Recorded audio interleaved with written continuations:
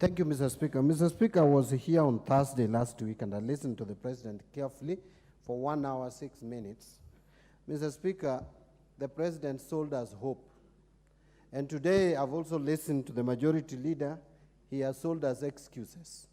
So, Mr. Speaker, I just want to remind the two leaders that you cannot sell hope and excuses 14 months into your leadership. I want to remind them that this administration has taken 25% of the time that they were given by the people of Kenya, if at all the people of Kenya gave them, and they are remaining with only 75% of the time.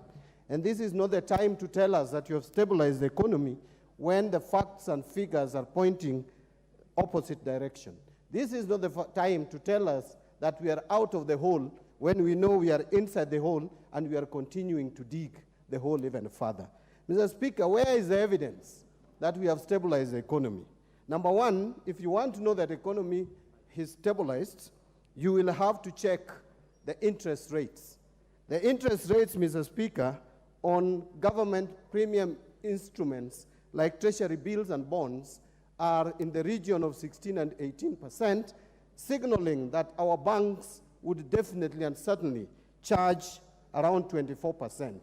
That is not an economy that has been stabilized. Mr. Speaker, our shilling is on a free fall. We know it. And no matter how many excuses you give us about it, we deserve answers to that.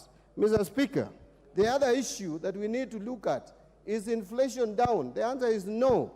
Actually, the only inflation that has gone down is food-led inflation. But non-food item inflation is biting this country and biting it hard. And starting with the prices of fuel products, yes, we know there are challenges in the global economy. There are challenges in the Middle East, which again you were told, Mr. Speaker, during the times of campaigns. By that time you were saying our prices of fuels had nothing to do with the problems that we are facing in Ukraine and the rest. I don't want to go that direction because we have talked about it a lot of times. But there are solutions to the price of fuel that we could use to reduce at least the price of fuel to under 200 shillings. And that is, this was not the right time to increase taxation on fuel products or petroleum products.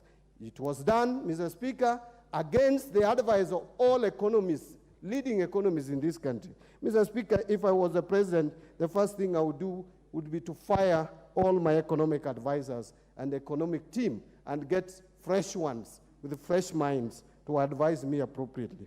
The purchasing power, Mr. Speaker, of Kenyans has been eroded. And therefore you are telling Kenyans that they are better off. Where is that evidence? Ask Kenyans in the streets of Eldoret, streets of Kisumu, streets of Mombasa, streets of Nairobi. I don't know what percentage of Kenyans will tell you today that their life is better than it was a year ago. Most Kenyans will tell you that their lives are worse off.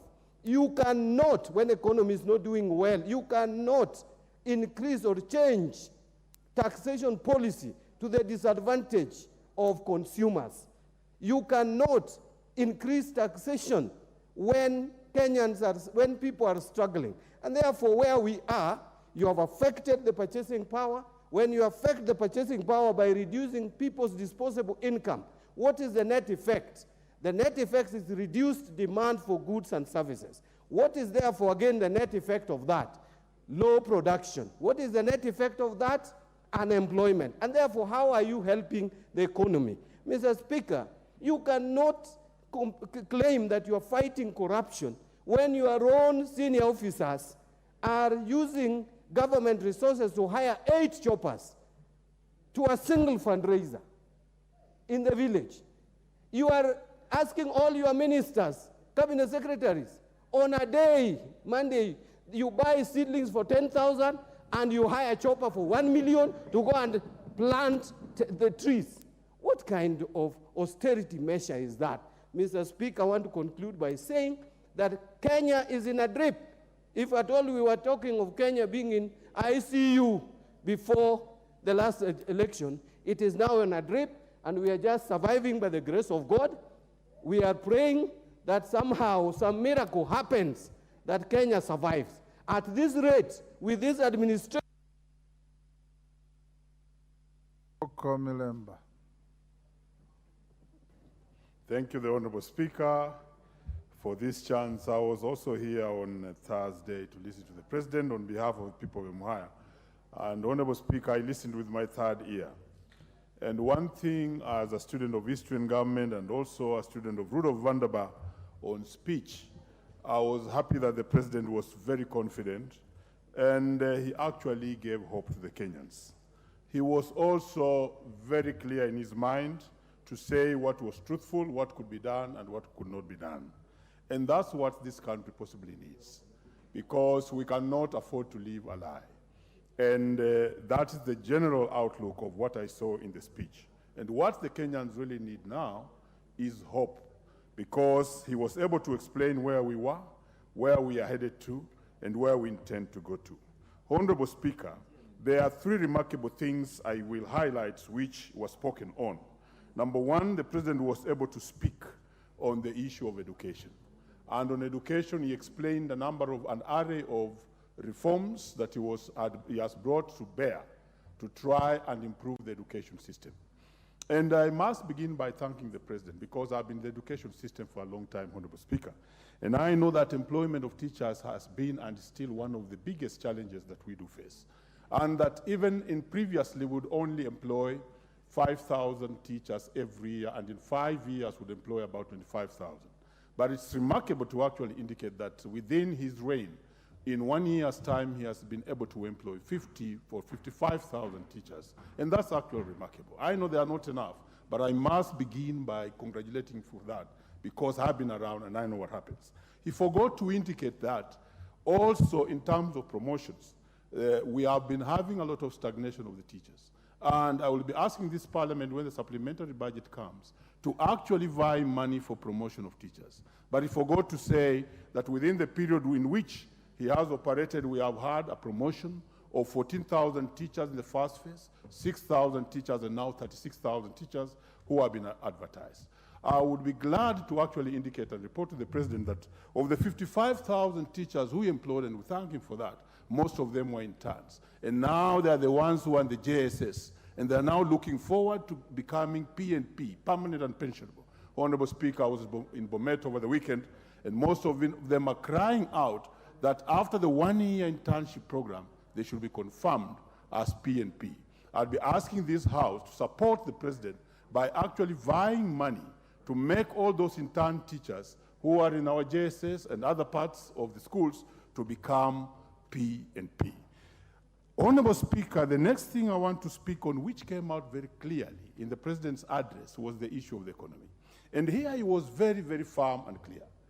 And the issue of cost of living as an agenda in the bipartisan talks needs to be given more time, the way the mover of this motion did indicate.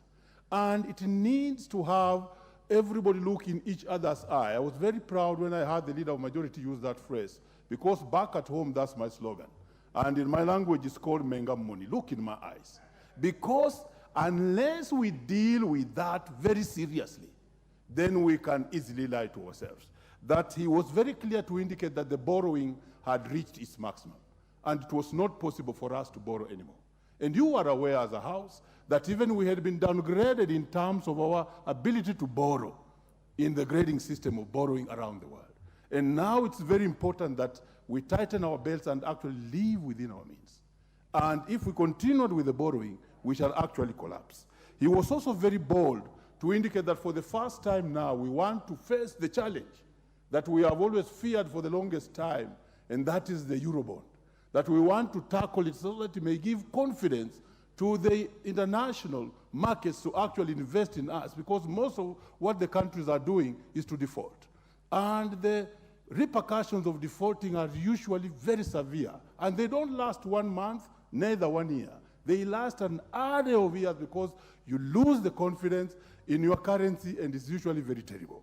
So in the interest of time, I think I'll have to stop there.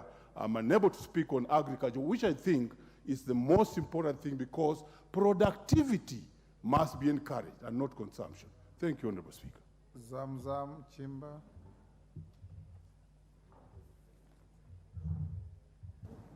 Asante sana Mheshimiwa Spika. na mimi nikiweza kuchangia katika hotuba aliyotoa Rais.